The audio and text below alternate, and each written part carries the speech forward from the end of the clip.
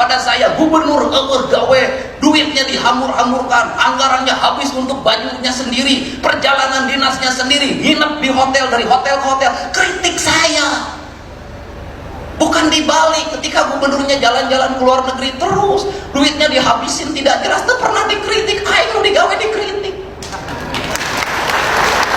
Kenapa saya keras menghadapi? Karena tidak objektif, Pak. Anggaran saya sudah diturunkan, apapun saya iritkan, mobil saya cukup 3, bensin kadang bayar sendiri. Kenapa? Saya ingin berbuat yang terbaik pada rakyat Jawa Barat, bukan sekedar politik. Ini cita-cita saya sejak lahir, sebagai sewesi sili bagi seket seler Pajajaran. Aing kaya ninggali Sunda nanjer di lembur masyarakat. Maka itu sekda berapa kali ngomong kepada saya tidak punya rasa takut apa. Saya tidak berpikir ke depan jadi apa. Saya tidak berpikir apakah saya populer atau tidak. Saya tidak berpikir apakah saya punya elektoral atau tidak. Tidak penting bagi saya. Bahkan saya tidak berpikir tentang keselamatan nyawa saya. Saya hanya berpikir sebagai titah prajurit Siliwangi, saya ingin memperlihatkan di tanah Sunda ada pemimpin yang membela kepentingan rakyat. Jadi ideologi.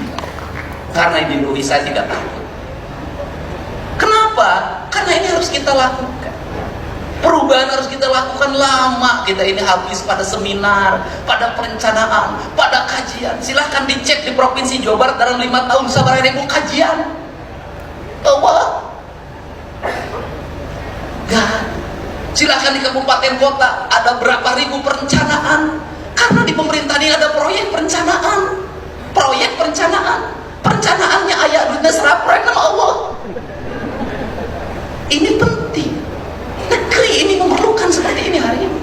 Nah, untuk itu apa yang kita mimpikan? Ya, yang kita mimpikan di ajaran Siliwangi itu kogrin itu simbiosis mutualisme itu. Di negara Siliwangi itu ya sungai harus bersih. Kalau sungai harus bersih, judulnya juga cai. Kalau sungai harus bersih, sebenarnya teologinya itu harus melahirkan tata bangunan. Tata bangunannya harusnya lahirkan IMB. Kalau dulu, nah harusnya rumah itu menghadap sungai, bukan membelakangi sungai.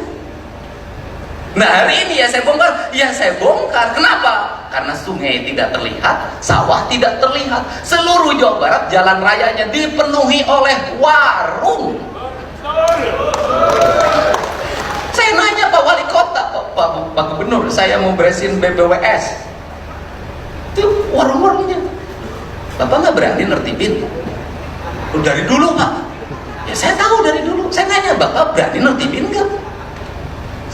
Dia mengatakan tidak berani. Ayo wali kota itu wani komo lurah. Ini fakta. Nah kalau seperti itu apakah saya akan membiarkan? Tidak. Saya akan datengin Pak, saya akan ajak bicara. Kita kembali pada hak dan kewajiban. Itu milik negara. Kembalikan hak negara pada negaranya. Kenapa? Negara untuk kepentingan rakyat, bukan untuk kepentingan perorangan. Di Indonesia itu, di Sunda itu harus dimulai dengan berani. Kenapa? Kalau tidak mulai, orang Sunda mah turut munding.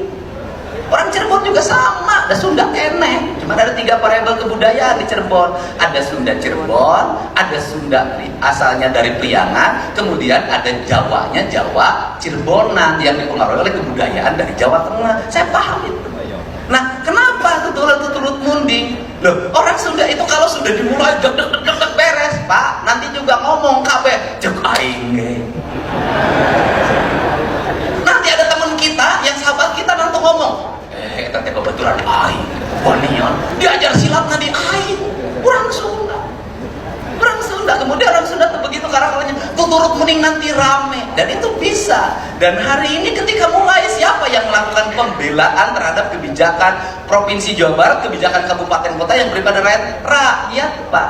Melakukan pembelaannya pada apa? Dengan memberikan komentar dukungan melalui jejaring sosial.